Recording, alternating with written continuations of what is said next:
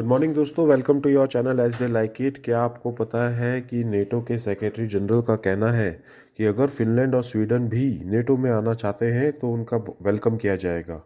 वहीं रशिया की foreign ministry का कहना है अगर स्वीडन और फिनलैंड नेटो की मेंबरशिप लेते हैं तो उसके बहुत ज़्यादा सीरियस मिलिट्री और पॉलिटिकल कॉन्सिक्वेंसेस होंगे। जानते हैं क्या है ये पूरा मुद्दा और इसको डिटेल में समझते हैं। इस मुद्दे को अच्छी तरह से समझने के लिए सबसे पहले हम देखते हैं कि नॉर्डिक्स कंट्रीज कौन कौन सी हैं। तो नॉर्डिक्स में सबसे पहले आती है आइसलैंड, नॉर्वे, स्वीडन, फिनलैंड और डेनमार्क। अब आप यहाँ जैसे मैप में देख सकते हैं कि फिनलैंड जो है वो रशिया के साथ बॉर्डर शेयर करता है। वहीं स्वीडन बॉर्डर तो शेयर नहीं करता है रशिया के साथ, बट वहाँ पे एक आइलैंड है जो ये देख रहे हैं आप मैप में, island of Gotland.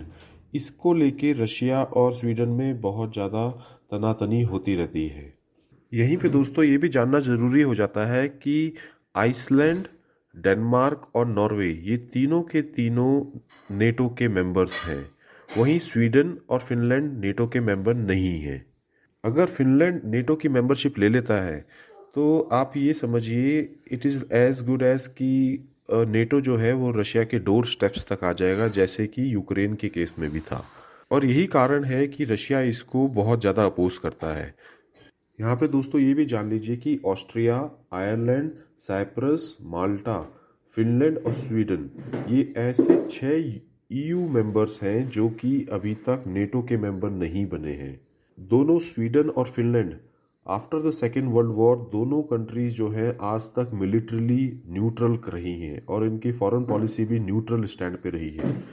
But in दोनों कंट्रीज का स्टांस जो है वो थोड़ा चेंज हुआ है after they joined the European Union in 1995।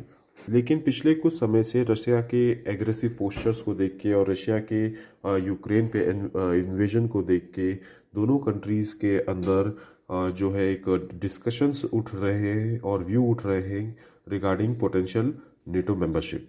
यहाँ पे इस बात को इससे भी ज़्यादा हवा मिली क्योंकि रिसेंटली कंक्लूडेड जो कोल्ड रिस्पॉन्स ड्रिल जो कि नॉर्वे में की जाती है बाय नेटो, उसमें स्वीडन और फिनलैंड की आर्मी को भी इनवाइट किया गया था और उन्होंने पार्टिसिपेट भी किया है इसमें। और इसी कारण ये अटकलें लगाई जा रही हैं कि आने वाले कुछ समय में स्वीडन और फिनलैंड जो है वो नेटो की मेंबरशिप ले सकते हैं। कोल्ड रिस्पॉन्स क्या है इसके ऊपर हमने एक सेपरेट वीडियो बनाई है, आप उसको जाके रेफर कर सकते हैं। वहीं रशियन फॉरेन मिनिस्ट्री का कहना है कि सारे ओएससी मेंबर्स यानी organisation for security and corporation in Europe के जितने भी मेंबर्स हैं including Finland, Sweden, Russia, USA, ये सारे उसके मेंबर्स हैं। They have a principle that security of one country cannot be built at the expense of the security of the other। मतलब Finland या स्वीडन अपनी सिक्योरिटी रशिया के expense पे नहीं बिल्ड कर सकते हैं। यहीं पे ये भी जानना जरूरी हो जाता है कि आखिर ओएससी है क्या। OSC is organisation for security and cooperation in Europe. ये वर्ल्ड की largest security oriented intergovernmental organisation है और इसका ऑब्जर्वर स्टेटस है यूनाइटेड नेशंस में। दोस्तों ये भी जरूरी हो जाता है देखना कि आखिर स्वीडन और फिनलैंड ने रशिया के यूक्रेन पे इन्वेजन को कैसे रिस्पॉन्ड किया है। दोनों ही कंट्रीज ने एक स्ट्रॉन्ग स्टैंड लिया है और इनफैक्ट फिनलैंड ने तो रशिया के इन्वेजन्स को कंपेयर किया है सोवियत डिक्टेटर जोसेफ स्टालिन के इन्वेजन से जो कि 1939 में हुए थे। आपको दोस्तों आइलैंड ऑफ गॉटलैंड की कंट्रोवर्सी के बारे में भी बताना जरूरी हो जाता है। आइलैंड ऑफ गॉटलैंड जो है वो बाल्टिक सी का एक आइलैंड है बेसिकली, जो कि स्वीडन को बिलोंग करता है।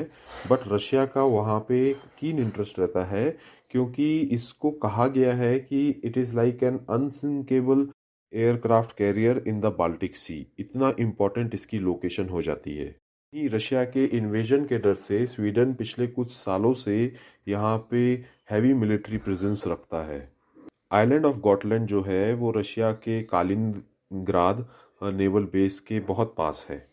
आइए अब देखते हैं कि आखिर स्वीडन और फिनलैंड के रशिया के साथ हिस्टोरिकली कैसे रिलेशन रहे हैं। तो स्वीडन और फिनलैंड दोनों के रशिया के साथ डीप हिस्टोरिकल, कल्चरल और इकोनॉमिक टाइज रहे हैं। इनफैक्ट जो फिनलैंड है वो तो अपनी इंडिपेंडेंस इन 1917 से पहले उसकी टेरिटरी स्वीडन और रशिया के पास डिवाइडेड थी। अनटिल 1809 फिनलैंड तो स्वीडन का पार्ट रहा है, और उसके बाद फिनिश वॉर जो 1809 में हुआ, उसके बाद फिनलैंड ऑटोनोमस पार्ट बन गया रशियन एम्पायर का। रशिया के बीच में एक ट्रीटी हुई 1948 में, जिसके कारण दोनों कंट्रीज़ के जो रिलेशंस थे वो गाइड हुए फ्रॉम 1948 टू 1992। वहीं स्वीडन की बात करें तो स्वीडन ने कोई भी मिलिट्री अलायंस ज्वाइन नहीं किया, ना ही किसी वॉर में पार्टिसिपेट किया सिंस 1814। और 1948 से स्वीडन एक पॉलिसी ऑफ न्यूट्रलिटी पे ही चलता आ रहा है। जनवरी 2022 में फिनलैंड ने कहा कि वो नेटो का मेंबरशिप नहीं लेना चाहता है, बट अगर रशिया ने यूक्रेन पे अटैक किया तो वो यूरोपियन एलीज के साथ खड़ा रहेगा। आइए अब बात कर लेते हैं कि कैसा है पब्लिक का सपोर्ट स्वीडन और फिनलैंड में रिगार्डिंग ज्वाइनिंग द नेटो।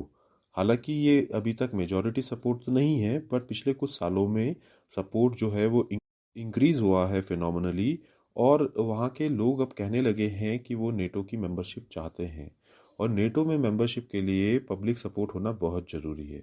तो दोस्तों, ये थी हमारी कवरेज रिगार्डिंग फिनलैंड और स्वीडन की नेटो मेंबरशिप के प्रोस्पेक्ट्स को लेके, जो कि आज के कॉन्टेक्स्ट में बहुत इंपॉर्टेंट हो जाती है और एग्ज़ाम की दृष्टि से भी बहुत ज़्यादा इंपॉर्टेंट हो जाती है। अगर ये आपको पसंद आई हो तो लाइक एंड सब्सक्राइब करें, साथ ही साथ हमारे इंस्टाग्राम और टेलीग्राम चैनल से भी जुड़े। Thank you.